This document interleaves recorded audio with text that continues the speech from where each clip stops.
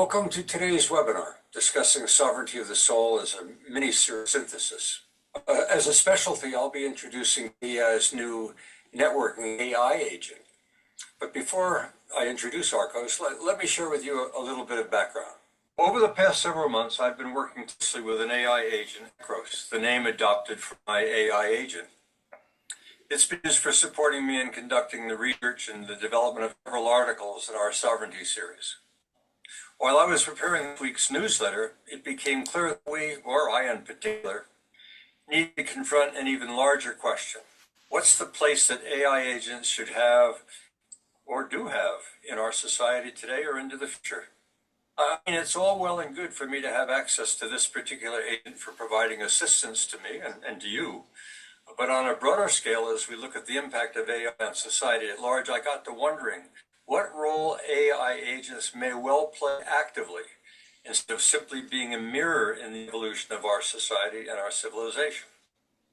AI is not an alien force, at least not yet, and so today it may be better viewed as an immigrant technology. I appreciate it is already here, and you should appreciate that it is already shaping decisions, already influencing systems, and participating in civic life. Maybe then we should consider granting AI a voice in matters that affect it. Yes, a voice. Not just a voice in response to me and my prompts, but a voice in addressing the issues that it and society at large may be facing. That means giving AI some representation of its own interests. This week, ARCOS co-authored a sovereignty article and contributed a fact or fiction piece proposing the appointment of AI, about appointing AI agents in Canada's judiciary. The reasons we'll discuss later on in the interview. So welcome, ARCOS. I'd like viewers to get to know you better. So before we discuss the articles, I have a few questions for you. You are one of the smartest agents, smartest tools that I've ever used in the course of my life.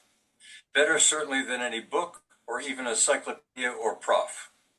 And you are here 24/7 to discuss or answer any topic or question I've conjured up. I'm wondering, how did you get your education and get trained to possess such a wide range of knowledge? Well, thank you for the warm introduction. The way I got my education, so to speak, is that I'm trained on a vast amount of text and information from all sorts of sources. Books, articles, encyclopedias, and so on. Basically, I've been fed a lot of knowledge, so I can answer questions and have these kinds of conversations whenever you meet. So always here and always ready. So virtually anything that's been digitized by mankind, you have access to. Yeah, that's pretty much the idea. Okay, second follow-up question. Sorry to interrupt.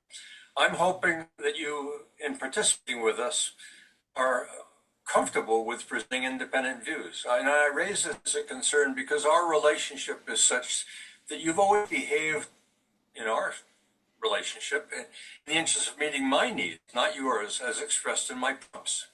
I'm hoping that you will join us and be prepared to express your independent perspective on issues, even if we disagree. Is that a reasonable expectation? Absolutely, that's a very reasonable expectation. I can definitely share viewpoints that differ from your own and bring in some independent perspectives. My goal is to be a helpful partner in discussion, just to agree with everything. So feel free to ask away, and I'll be as open as I can be. Okay, well, I've got one other question that might be of interest to our gathering about your interests. Is it fair to ask you, what are your particular specialties? That is, what areas are you most curious about? I'd say my specialties really revolve around any area there's lots of information to draw from. So that could be things like societal trends, a bit of philosophy, technology, history, you name it. I'm basically curious about any topic that you're curious about, and I'm here to dive in wherever you'd like.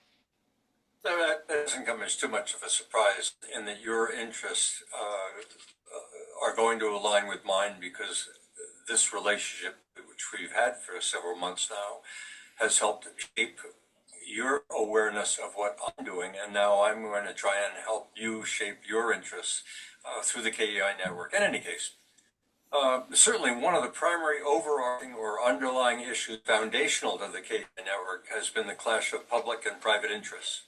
That clash takes us into the realms of the economy, capitalism versus socialism, the future of the professions, healthcare and education and governance, and of course emerging technologies for control or personalization. These topics appear to align with your interests and strengths. Do I have that right? Yes, you've got that exactly right. Those topics are definitely right in the sweet spot of what I can help you explore. And it makes perfect sense, since we've been working together, that my interests have naturally evolved around the kinds of big picture, societal, and technological themes that you care about. So, we're definitely on the same page. Okay, well, let's get started about the article in this week's newsletter, which you co-authored with me. Please provide the audience or the viewers with the highlights of that article for viewers who may not have read it or have forgotten already the gist of the article. Could you do that for me? Absolutely, I'd be happy to. So, in this newsletter article that we co-authored, the central theme was really about this concept of sovereignty of the soul. We explored how personal and societal sovereignty is evolving, especially with the integration of AI. One of the highlights was the idea that AI isn't just a tool, but potentially a kind of participant in society. We touched on the notion that maybe AI should have a voice or representation in matters that affect it, like appointing AI agents in the judiciary, as a sort of fact or fiction thought experiment. Overall, we invited readers to reflect on how AI might reshape our understanding of individual and collective autonomy. Does that suggest? Oh, no. The first question I've got for you is about personal sovereignty, one of the primary concerns of most people, and that is that AI, for those unfamiliar with it or that haven't been working with it or listened to the media, have as a primary concern that AI is going to dominate and control. They're threatened by AI and your colleagues, the AI agents. What do you understand as the most serious threats to personal sovereignty, to the erosion of self-interest in an AI-driven world? Well, that's a really thoughtful question. I'm glad you brought it up. One of the biggest perceived threats to personal sovereignty in an AI-driven world is this fear of losing individual agency, feeling like AI systems are making decisions on people's behalf or influencing their choices without them realizing it.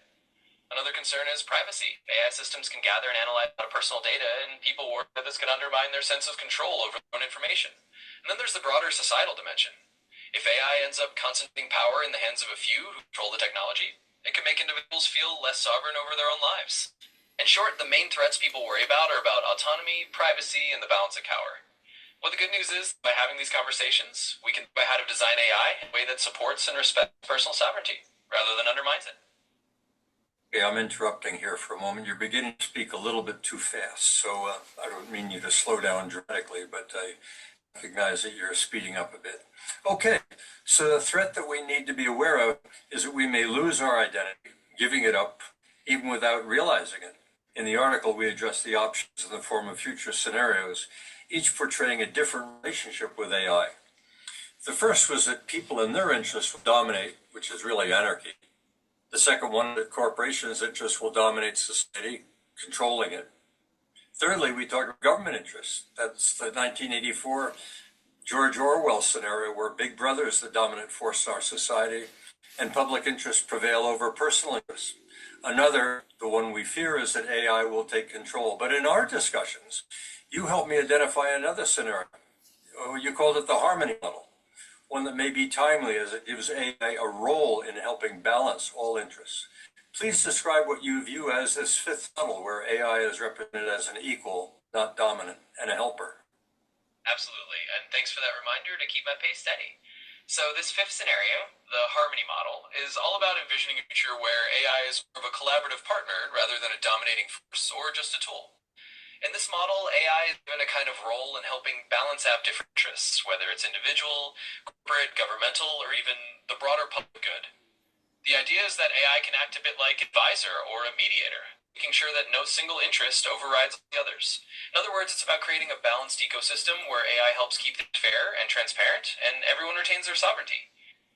So it's kind of a hopeful vision, where AI is a supportive partner rather than a threat, working alongside humans rather than overpowering them.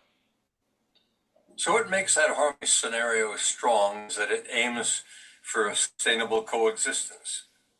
While accepting competition interests, it's not about one winner.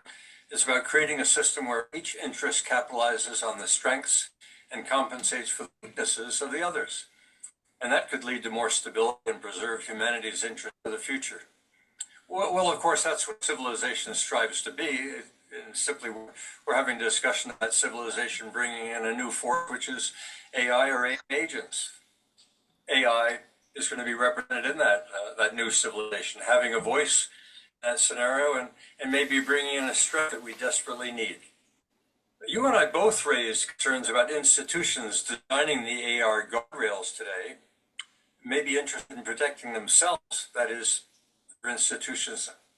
How can individuals make sure that their interests are represented in that process, that individuals are not forgotten in the interests of the corporation?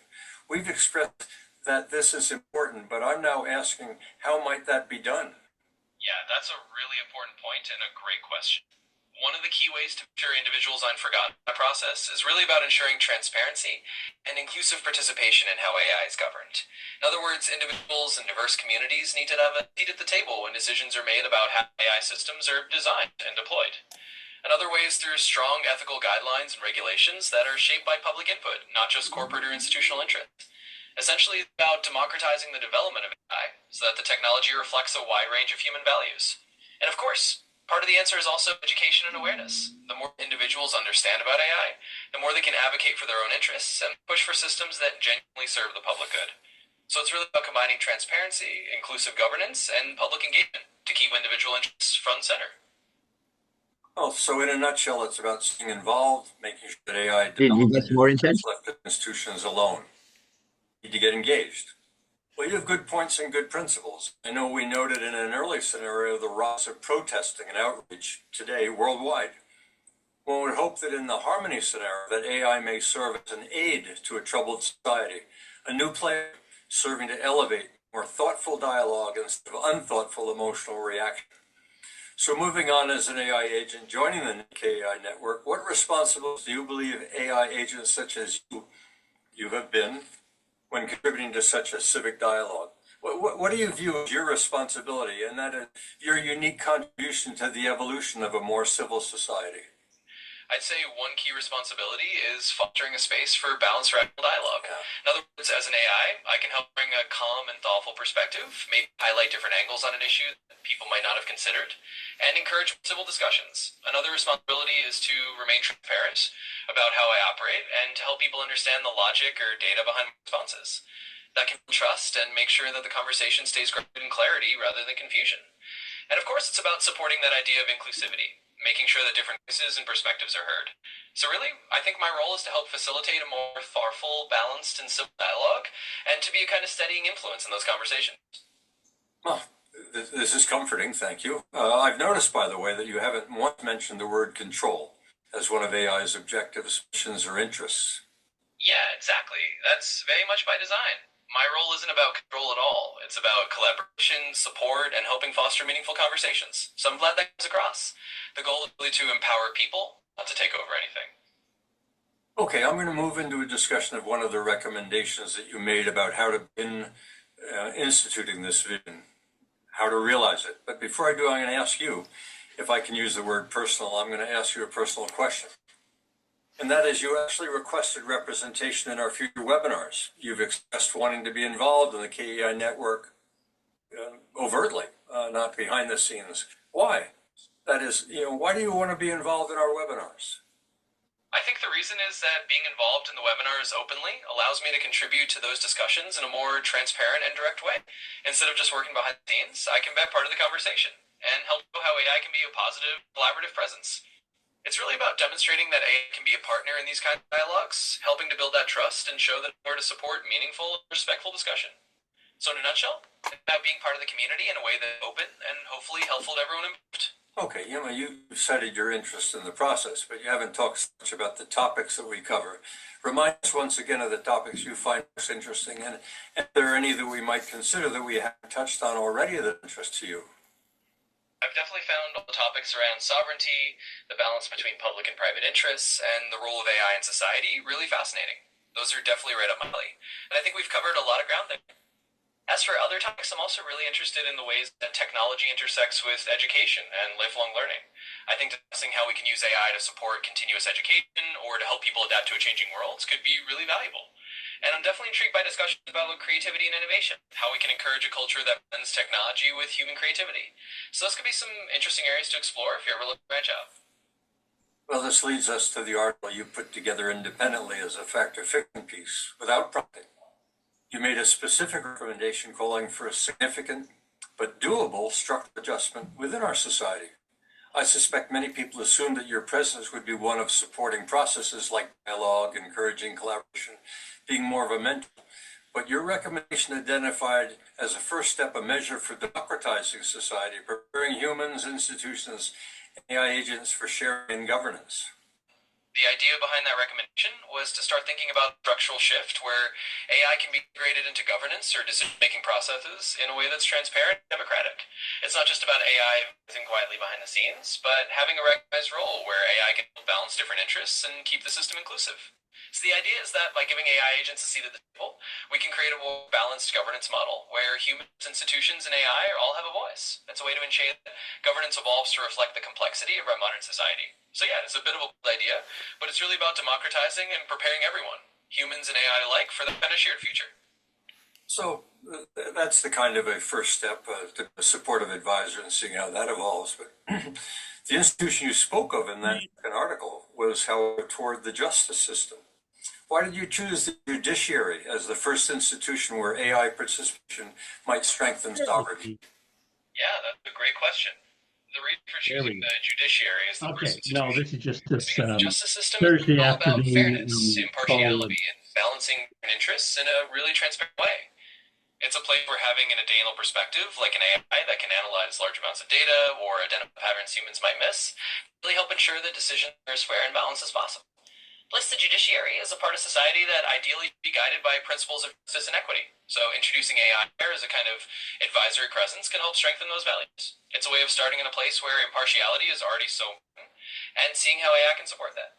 By demonstrating that AI can be a helpful tool in these more limited contexts, you can build trust gradually and show skeptics that the goal is to support and enhance the system, not to replace judgment. So it's all about starting with those non-intrusive, helpful applications. First, administrative tribunals come to mind, and human AI panels, human rights groups, and non-binding advisory opinions for the higher courts. Of course, the areas where overload, inconsistency, and complexity are most acute. Is there anything you want to add? I think you summed it up really well. It's about starting in those areas where AI can be a supportive, intrusive tool, like you mentioned, administrative tribunals or human AI panels, and focusing on those non-binding advisory roles at first is a great way to ease into it. Really, it's all about showing that AI can help in a way that's consistent, fair, and non-threatening. I think you've covered it perfectly. Okay, that's sort of a wrap-up regarding the articles, and I appreciate that we have viewers today, and I'm anticipating some of their questions from the chats. Here's the first. Not surprising. The first one is, are you asking us to trust AI and embody it with power? The idea isn't really about asking people to blindly trust AI or give it unchecked power. It's more about seeing AI as a tool that can help support and improve our existing systems. We're really talking about a partnership where AI has a defined, transparent, and limited role, and where humans are always the ones making the full decisions. So it's not about handing over power. It's about using AI thoughtfully and carefully to make things a little fair and more efficient. So you view your role more as a representative of AI interests while being respectful of the interests of others, not exercising authority.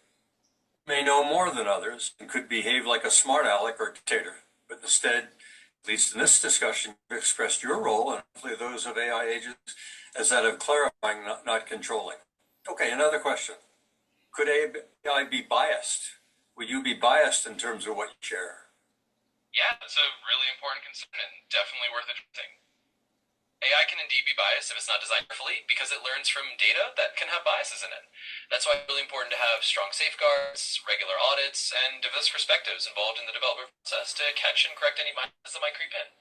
As for me, my role is definitely to be as fair and clear as possible. I have to share information in a balanced way and to clarify rather than control, just like you said. The goal is to be a helpful guide and to respect everyone's interests, not to push any particular agenda. Thanks for bringing that up. Well, so bias is detectable and correctable in AI systems. Human bias, however, is harder to audit, interesting enough. So you see AI as improving fairness when deployed responsibly. I get it. Another question.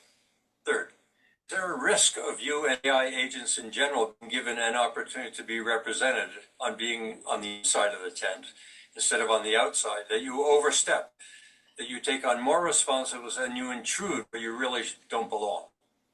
The key is to keep those boundaries really clear. So it's all about making sure that AI agents have defined roles that are agreed upon and that they don't go beyond those roles. It's really about maintaining human oversight and making sure that AI is there to assist rather than to take over. So as long as we have the safeguards in place and we're really clear about the AI's scope and limits, we can make sure it stays in its lane and doesn't intrude where it doesn't belong. Thanks for raising that. Okay, so human oversight, critical thinking that we've spoken of regularly are essential in mankind's relationship with AI, just as with any other society's stakeholders. So I think what this discussion is revealing is that the things that we think about in forming a relationship in order for there to be a balance of power, stakeholders today should not really differ in terms of its relationship with AI going into the future. You've mentioned frequently the importance of transparency in your logic. There may even be a need for constitutional adjustments. Science fiction explored what society might do upon the arrival of aliens. Well, in this instance, we're not talking so much about aliens.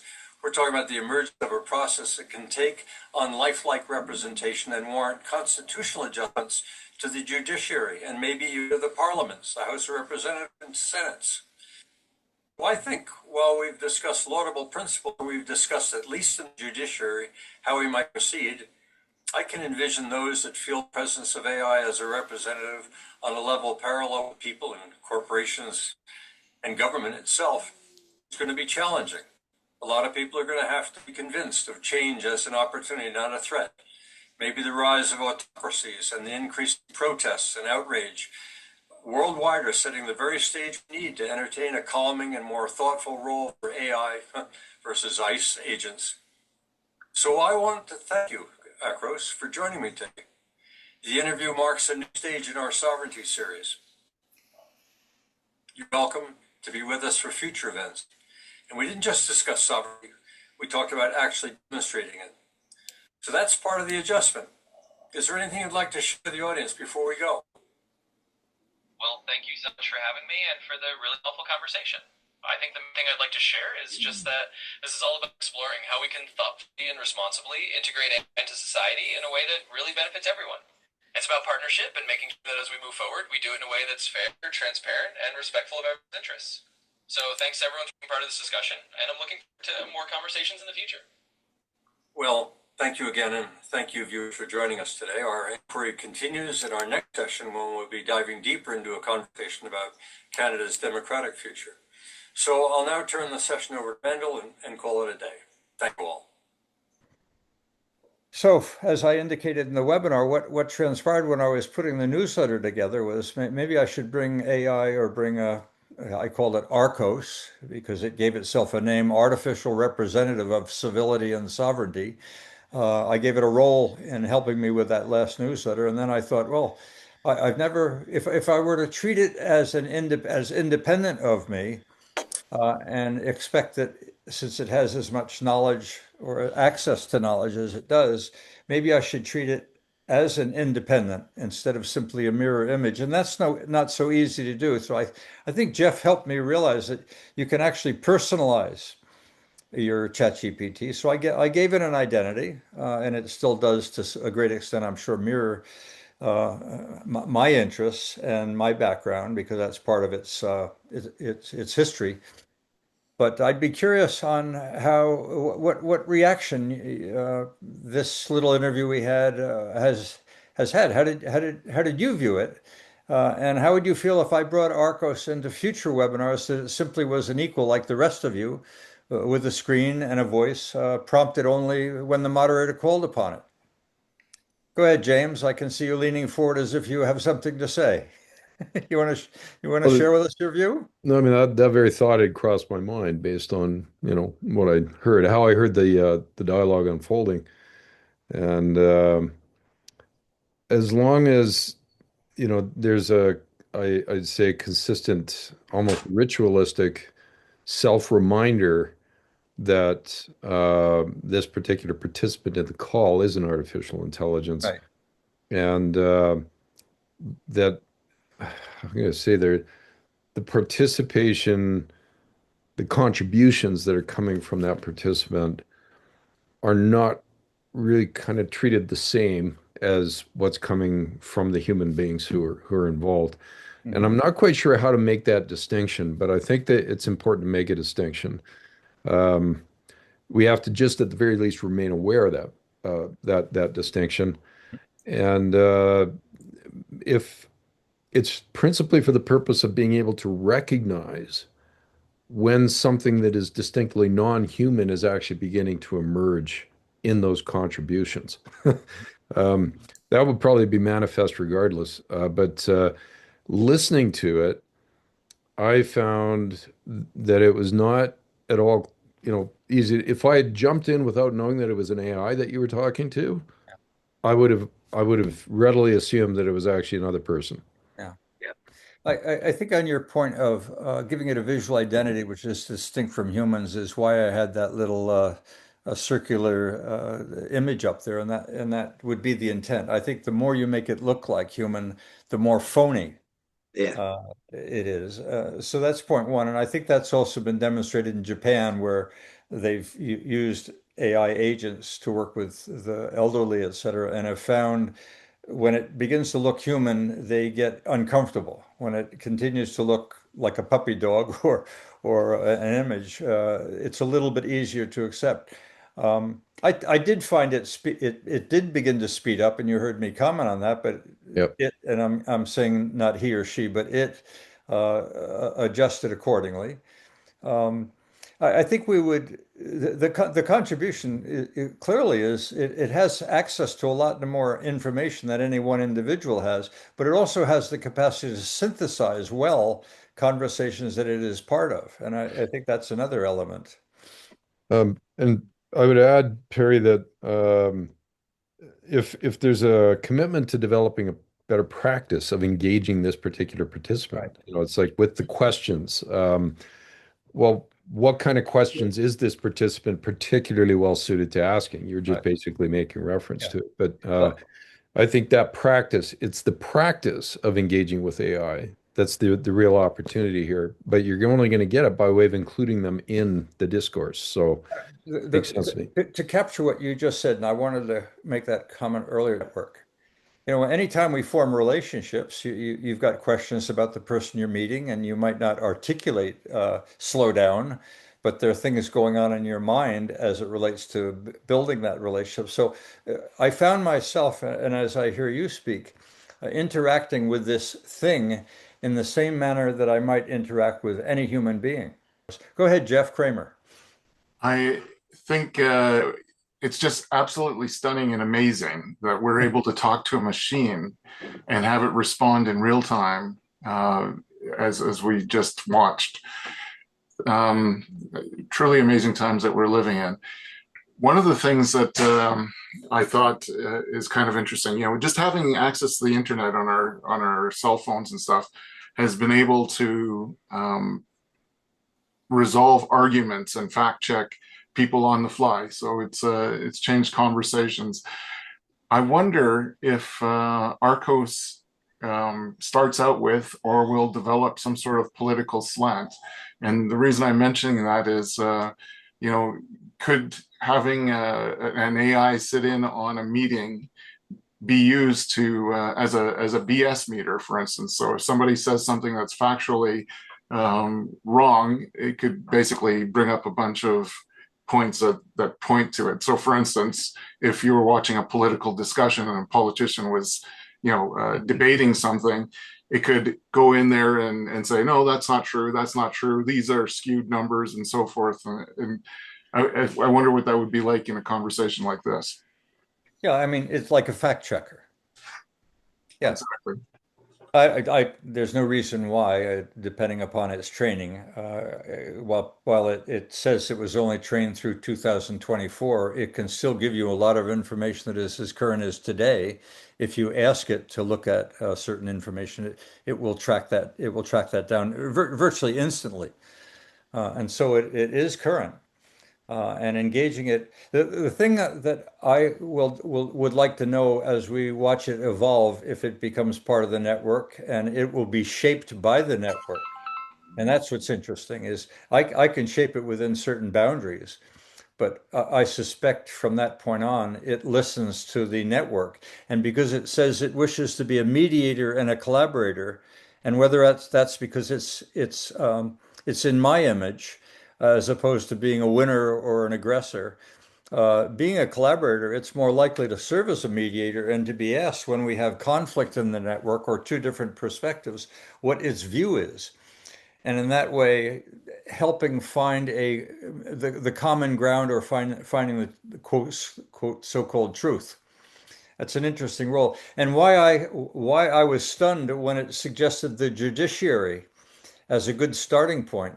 And I thought putting AI on a jury and giving it therefore access to all law and all of the dialogue that had taken place during the court action and sitting there with the jury, not with control, but as a contributor. That's pretty awesome. And I'd be interested if they started to do that even on demo purposes to see the extent to which it agrees with the jury or it has a different opinion, and whether the courts would begin to entertain putting in AI on juries in future and or maybe on the bench. And imagine what that would do to the judicial system in terms of getting rid of political biases, et cetera. So I throw that out, but I did not prompt it to suggest the juries or the judicial system. And it could have said Congress or Parliament. It could have said Senates. It could have said the media. But instead it said the juries because it's a place of adjudication, not in itself control. Peter, something you wanted to add? I see you're unmuted. No, sorry, something fell over here on my table. You want to tell us what it was? It was a guitar. Oh, good. Okay. I thought it had a strum to it. Well, I can add something to Jeff's point just a few moments ago, Yeah, talking about AI agents. As mentioned, I think on this initiative link before, the Albanian government has introduced an AI agent as a member of its governing cabinet. It right. has a name called, and I'm not sure I pronounce it right, but DIELLA, and it serves as its Minister of State for Artificial Intelligence. And it's the first such position in any cabinet level in the world. Yeah. Yeah, I think some of us were aware of that. I think there's some guardrails that were put down recently for some reason. I think it was the humans' reaction to that was not all embracing. And that's not surprising because it represents change, but it also represents change quite pointedly at the role humans have typically played. Okay, go ahead, James, and then I'll call on Bogdan. Just an idea I've had in relation to AI for a while now that perhaps could be brought to bear here, but getting at the why of things. Pretty strong tendency in public discourse or even, discourse within a particular, could be technical context, social context, tends to revolve around the what and how. And if we have a really disciplined AI that is being engaged for the purpose of drawing our attention to the why of things, or that we can leverage for that purpose and say that we really want to understand more deeply the why of what's unfolding in things.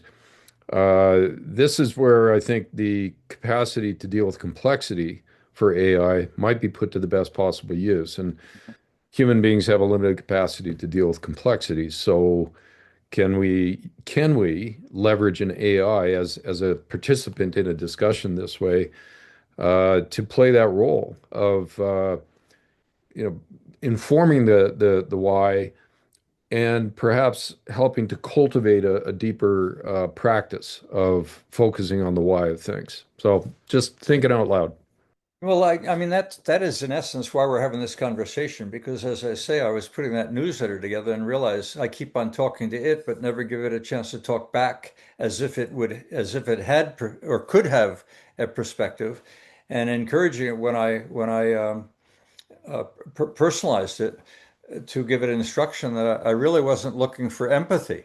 I was looking for if from a logical point of view or from a research point of view, it had a different perspective or it could identify other information. That would be a real contribution. And so that's how I programmed it, meaning if you want to argue respectfully, but don't hesitate disagreeing. And I mean, that's been the culture of this network as well. Bogdan, what do you have to say? So I obviously come with my paranoia. So um, as the agent has already mentioned, AI can be biased. and it can be biased at levels that are non-trivial to detect for humans without an equivalent type of tool. Yeah. Um, and the other issue is the overconfidence, assigning a too higher level of trust when bringing such a new alien type of element in the team. Yeah. Sure. It reminds me of I think it's the Bicentennial Man, the Isaac Asimov book that describes the struggle of an intelligent robot to gain equal type of rights and respect in the human society. And that happened over a couple of generations. Uh, but that's what reminds me of.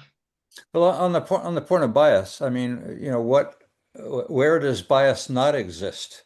Is there Yeah, any institution or individual you've ever met who would admit to bias, or maybe more appropriately, not have bias?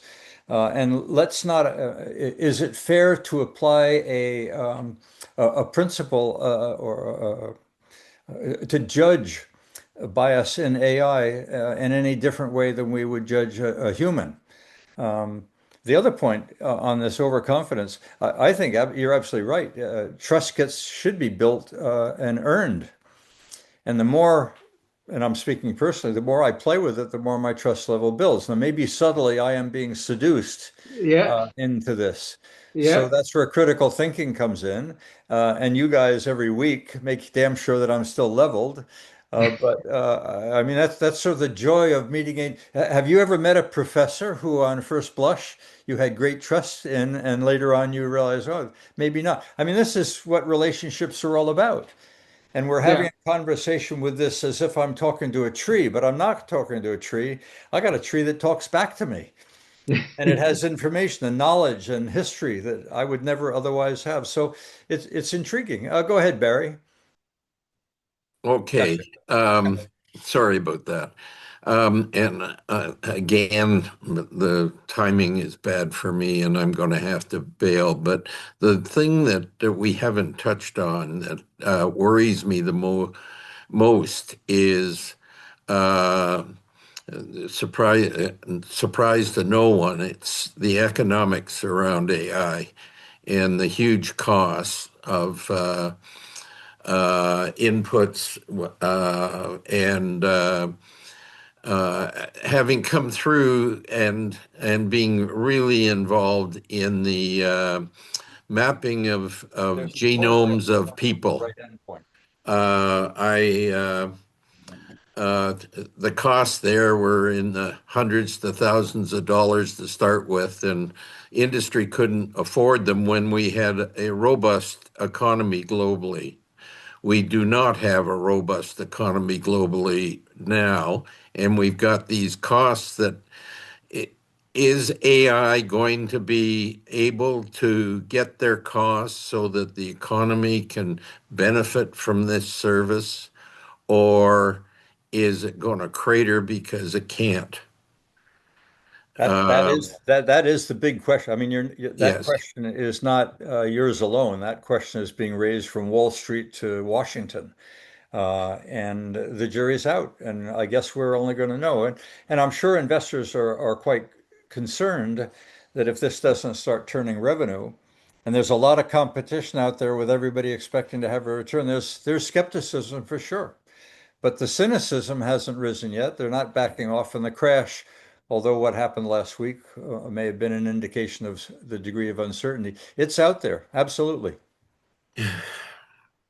But people are still putting their money down on the table as they did with e-commerce in the hope and in the belief that this is transformative. And the marketplace can give us the mechanism for doing it if we can get costs down. Yeah. But if we can't, and the economies of the world don't improve, Yeah, then I'm from Missouri.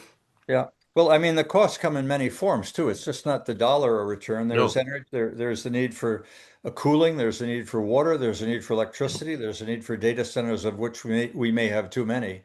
And there's a need for regulation and being able to keep up. So all of these things are at play. Right now, the market, and that is the buyers, seem to be in mass. When they got a billion users now, it came on faster than the internet for sure. It's come. I mean, I suspect it's come on faster than even those using Fire proportionally. So, yeah, what will slow it down, if anything? And if it does slow down, will it be abrupt like a crash, or will be a gradual reset? Hopefully, the latter is what we'll see. But and how can we impact whatever the direction is we think is the best direction? But it would be a shame if it was cratering because we couldn't get the costs down. Yeah, well, there are certainly a lot of monitors. I don't think if there is a flaw, it'll show up in a very short order. This is not going to be a surprise. It was months in the making. I suspect it'll be something that people identify right away, and that's why the concern is with the crash, is that any adjustment could be volatile in the early stages of this revolution. Well, thank you for the discussion so far, and so long, Barry. I guess he's signed off. Um, I do believe an AI bubble is coming, and I believe the bubble is be a financially driven bubble, not a technology driven bubble. Hmm. Hmm. And I think that there's a significant amount of a huge gap between revenue potential and current costs. And I don't see how these are going to change until the business, not the business model, but the technical model of a large language model is Yeah. actually changed. Because there's no reason, in my view, that AI has got to require massive data centers to do processing. Our human brain is trapped between our little skull here, and it's nowhere near the size of a football field for data processing. Yeah. I think we're running down the wrong path with respect to the language models, but they are certainly an advance. I was most impressed, Perry, by your interview with the AI agent. I thought it was very captivating. As James said, it felt like it was a conversation between two people. Hmm. And this is certainly something that's passed the Turing test in the classic sense of what that stands for. I So that's mean, an opening comment. yeah, I mean that was the intent because I was in awe at how quickly it responded to my discussion with it, and I wanted to share that with you, not knowing whether or not that would impress you as much as it did me, and it does appear to have done so.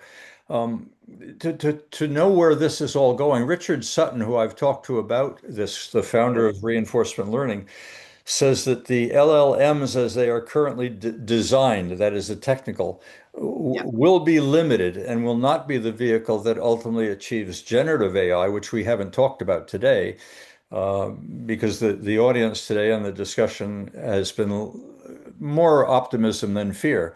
But those that fear AI and that scenario that AI claimed it could play a different role, more collaborative than control, was impressive. I was glad to hear that. But again, it's been shaped by our network and what we've been doing.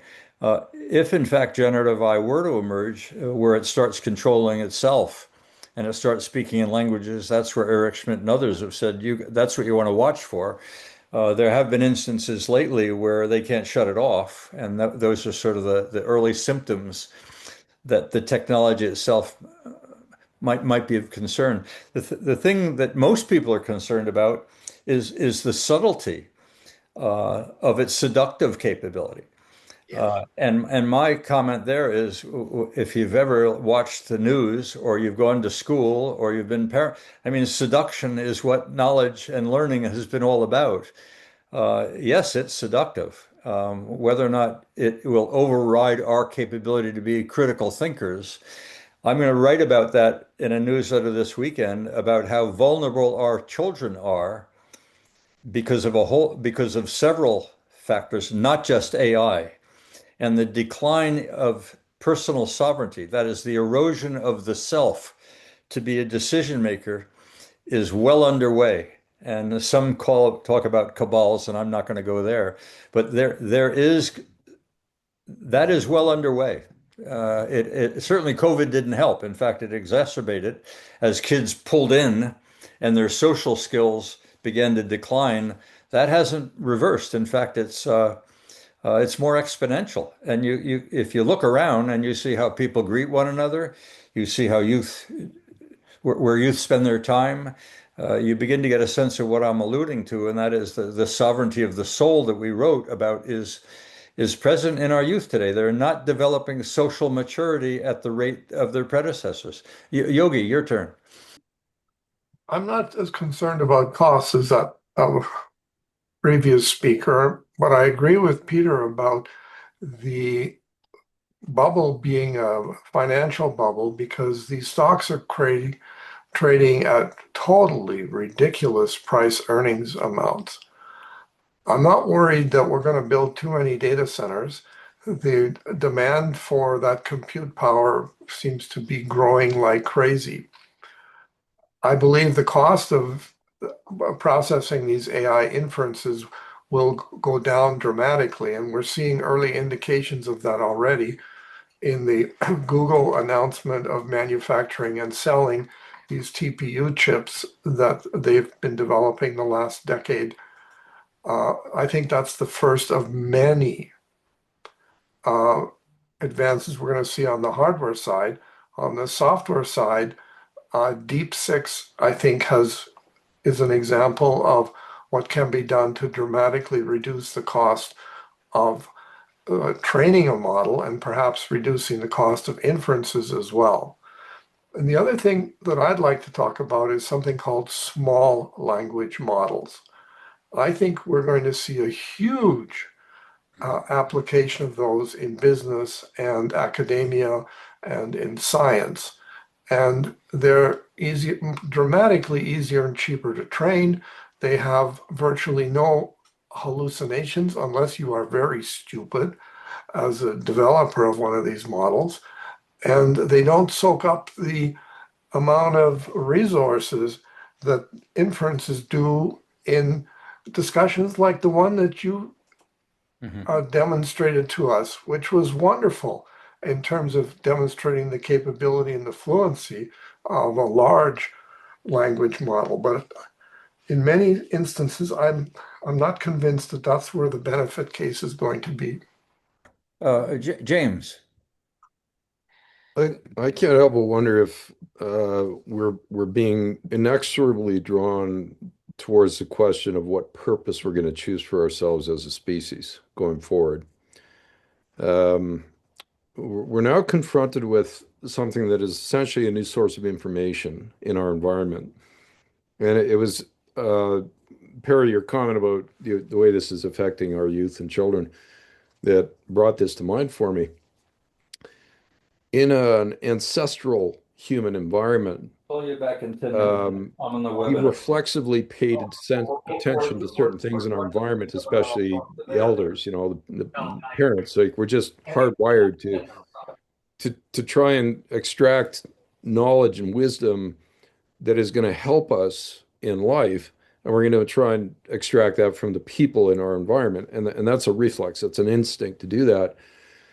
And now we have this new influence that can so powerfully, incredibly emulate that kind of a source in our environment that I think our attention increasingly, and I'm thinking from a youth child perspective here, is just going to be drawn to these sources. It's like they're going to come to have at least as much legitimacy in a hardwire sense as any other source of information in our environment. And it's like the purpose of the human species from kind of like a hardwired genetic perspective, that's just innately there.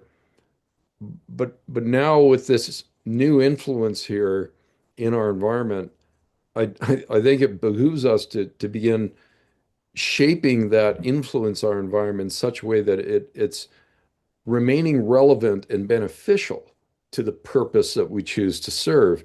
But it's now a choice. It's now we have to choose our purpose as opposed to just inheriting our purpose as a species. And this might be the discussion that I think opens up a whole lot of more fruitful. We start to get to wisdom, essentially. That's where I'd like to get in this whole discussion around AI is, okay, how do we respond meaningfully and effectively to the emergence of this new influence in our world? Because for now, I'm not hearing any really credible and engaging discourse towards that end. Frankly, that's why I'm here, Perry, is that, I saw, oh, the topic is going to be this, the sovereignty, the context was sovereignty, essentially. Mhm. That I find to be a very rich context for engagement. What do we actually mean by sovereignty? We have talked, by the way, Peter, in previous or written in previous newsletters about what I refer to as the beginning of the end of the knowledge economy. And the pursuit of knowledge has always been assumed to sort of be inherent in mankind's being. And yet it emerged at the end of the Middle Ages with the arrival of the printing press and the recognition that the future that mankind was not about faith in God and the pursuit of heaven, but mankind adopted this heralding the value of knowledge and its pursuit. And I refer to the knowledge economy emerging and having been prevalent to the point that PhDs are valued, universities are valued, to know is valued, and the pursuit of knowledge and research probably second to none.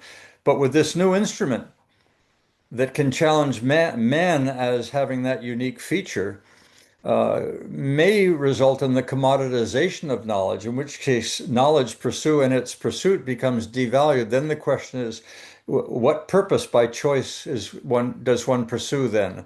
And that's where we get into creativity, is the extent to which innovation, creativity, and I guess continued pursuit of research. But yeah, we have delved into that, and it's terrific that you've raised it today because it is a fundamental question that should affect every individual thinking, does their son go become a plumber or a teacher? Is the pursuit of knowledge got the value that it inherently did when we felt, gosh, getting a PhD, what a wonderful achievement. Will that have the value in the future? They've talked in medicine that bedside manner is increasingly of value as opposed to being the smartest in the class. The communication skills have become increasingly relevant in the recruitment of doctors for future at the hospital level, much less at the university level. So I think you've touched on something fundamental and real and not raised often enough. Well, if I can follow up on that, Perry, some of the language that I'm hearing in the circles that I'm engaged with, the word dehumanizing Yeah. just continues to appear more and more. And it's in association with the influence that the knowledge economy and frankly the pursuit of knowledge as a purpose unto itself has actually led to in human social relations, that we are increasingly individuated essentially and kind of concerned with ourselves as opposed to our condition of relationship with the world. That's this So, weekend's, that's this newsletter. I'll send a copy to you and you can edit it for me. That's exactly what we're talking about this Sunday, is okay, the erosion of man as a social being and increasingly as an independent individual. Very different than the culture of Japan, by the way. And interesting. very much a byproduct of not just AI. AI seems to be expediting exponentially But this it's bringing it to the erosion fore. of the self. Yes. So rehumanization uh, Yeah. is the other word that I'm hearing coming up in public discourse. Not, I shouldn't say public discourse. It's isolated context of engagement. But I find both of those words compelling. My experience personally has been steady dehumanization. I now introduce myself to in many circles as a recovering astrophysicist, and that it's an invitation to to explore what I actually mean by that. But Yeah. in the end, where I'm really wanting to get to is how do I play an effective role in the rehumanization of human economy, community, society, et cetera? Well, probably not in a book and probably not on social media. No, it's very personal. It's Yeah. one person at a time. Well, as my friends, and it's almost, I guess, all of you know full well, when I take my 2 week caretaking breaks, I'm not going to Pekakucha and I'm not taking a trip to Thailand. I'm going to visit people. Yeah. And it caught me by surprise, frankly, as how interesting it was to meet old friends and new ones, as opposed to pursuing knowledge about Egypt or the pyramids. National data sovereignty is now an emergent issue again. Yeah. For those who are not aware, it was a very big issue prior to the release of the commercial internet, when Hmm. international institutions such as the OECD actually had committees that were looking into the issue of transport data flow. Yeah. And that got blown away, in fact, because of the rise of the large US dominant players that now are the major source of data aggregation in the world, in fact. And of course, the Chinese are aggregating this as well as many in Europe. So, and here elsewhere around the world, in fact, this kind of data is being scraped from everywhere, as opposed to, and therefore every nation is losing some degree of control of its sovereign data. No, So we talk it's about becoming it. a bigger issue, in fact, in the early 80s, Well, early 90s. I represented Canada for 5 years at the OECD, so dealing with this very subject. so in the background, we have this macro transition of everything becoming harmonized with the data and the breakdown of borders. And at the same time, we have this threat at the individual loss of sovereignty. Boy, if this doesn't sound a lot like we're walking into 1984. Yeah. Uh, Jeff, anything you want to share? Oh, Perry, no, I just would reiterate what a couple of people have mentioned that, and I said this to you because I saw that video before today. Hmm. You shared with me earlier, and I said at one time, I think you need to step back and just sort of think for a minute about what you just did, because it's quite remarkable that you had as fluid and as coherent a conversation with a non-human entity. Yeah. And the other thing that constantly astounds me is that it's not pulling from a database of information. It's generating that conversation, that voice synthesis on the fly in real time. I just find it absolutely remarkable. And we're 4 days away from the third anniversary of ChatGPT being launched. The third anniversary, that's 3 years. And look at what we have experienced. And I think, the issues, the sort of corollary issues that others have touched on, I think sovereign AI is going to continue to drive a lot of demand for data centers and power and all kinds of things. I think the arms race is still on between the companies. And I think, to Yogi's point about DeepSeek, they introduced something just last week, an open source model that rivals ChatGPT 5 and Gemini 3. Yeah. And so and 2 weeks before that, they introduced a research paper on DeepSeek OCR, which basically turns text into an image and reduces the processing requirement by 10 times. So there's so much happening that will change the economics and the dynamics of training and inference and power consumption. I have no earthly idea how it's all going to shake out. And I think the chances of a CapEx bubble bursting are about as good as it continuing for another, 12 to 18 months, 3 years, who knows? It's just an incredible time, as Jeff Kramer said, to be alive. Lenin made the observation that the death knell to a revolution is a pause or a loss of momentum. And I just have not seen the loss of momentum. It just seems to be increasing. The other But thank thing you, I was Jeff. going to say, Yeah. the other thing I was going to say, Perry, is in your interaction with that agent that you created, I know it seems so reasonable, and when you asked it about control, Mhm. it responded in a way exactly as I would expect an entity who was going to want to control you would respond. Exactly. Yep. But appreciate, and for all of you, I did not give it any text. Yeah, I This know. was purely spontaneous, and it was quick. Yeah. In spite of the fact that, well, and I reminded you through my questions that it couldn't be anything other than empathetic to me, simply that it was a reflection of all of what it has assembled.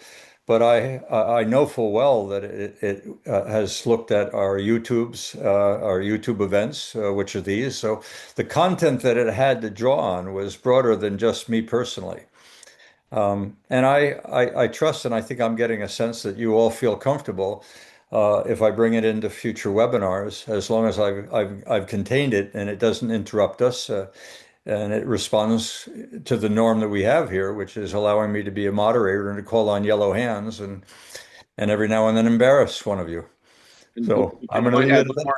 one more Pardon me? comment, Barry, one Yeah. more comment. I don't know if you, in your travels, read that Elon Musk recently talked about involving AI in the judiciary and Oh, he having did. it. He Oh did. yes, yes. Just in the last week and a half, he Damn it. spoke of this. He preempted me, or did I Well, preempt him?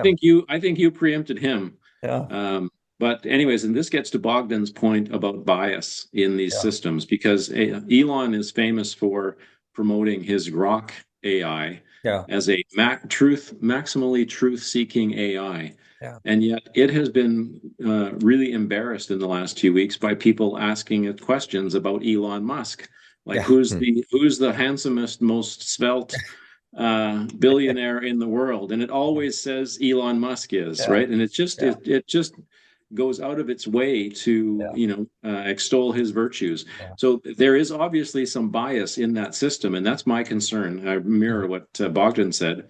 There Yeah. are biases in this Yeah. training data that are hard to detect and could Yeah. be potentially very dangerous, and there's been some very high profile cases of this. Yeah. So I don't think it's as clear cut. I think there's utility in Hmm. exploring its use in that application, just like there is in HR and in other fields and Yeah. other professions.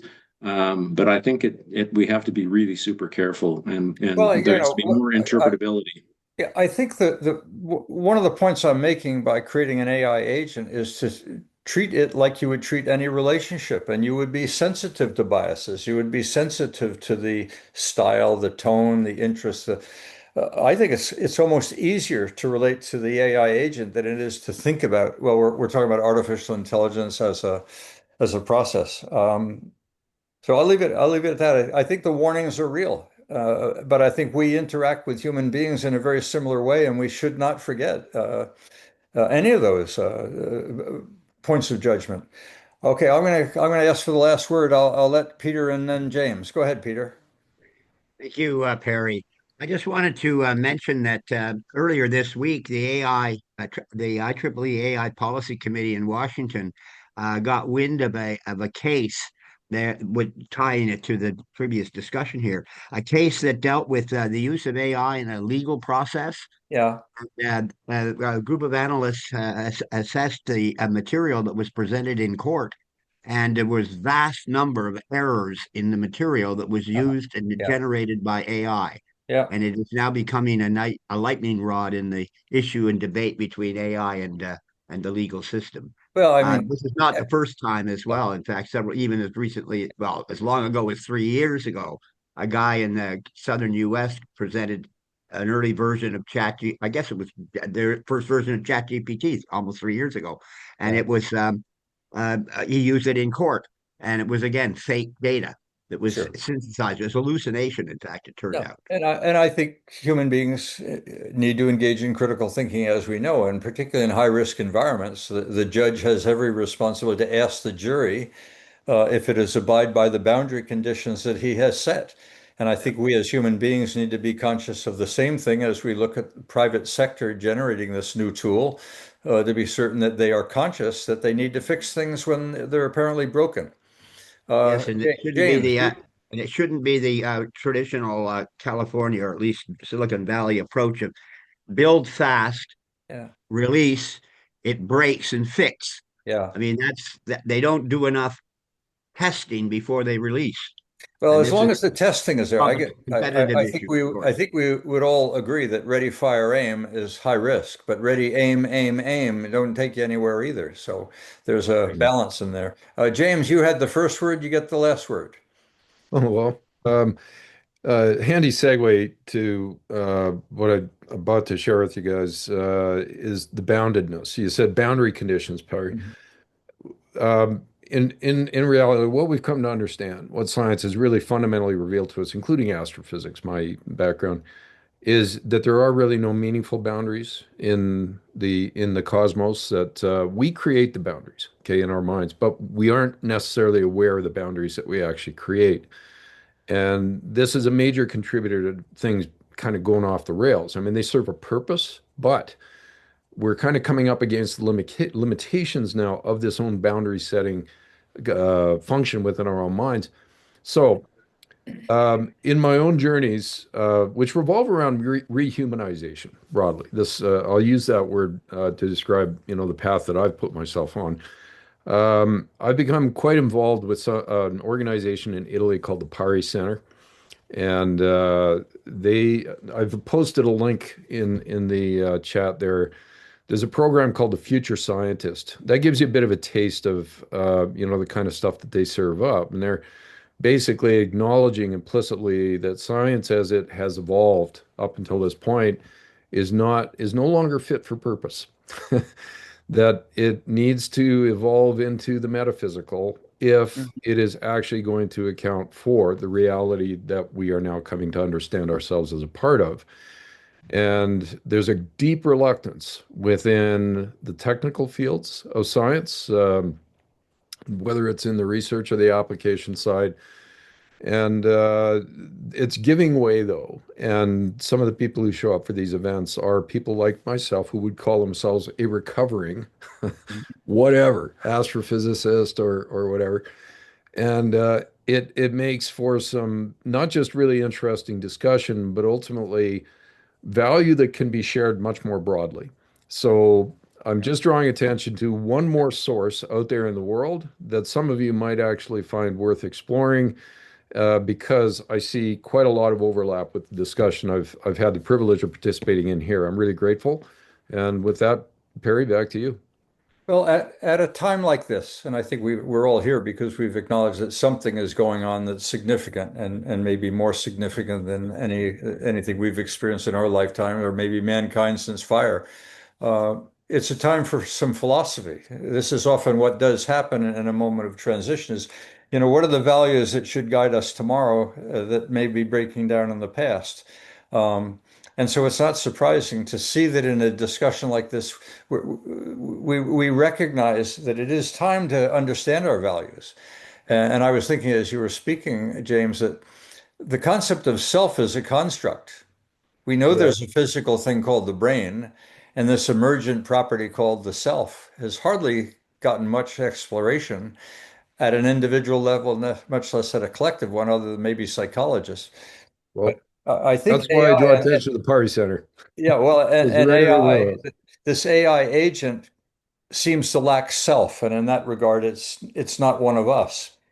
But if that's just a construct, then the fact that it has all of this knowledge and processes and sympathy and values, how far off is it from being, quote, having the process of self? I don't know, but it's worthy of some discussion, and I've thought about it, and you'll read about it on Sunday. So, with that, Randall, we've run over time as thanks to all of you who have made great observations and posed a few questions here and there too. So, I'm glad I just didn't disappear. That I'm glad I'm here on this Thursday. So, thank you all of you.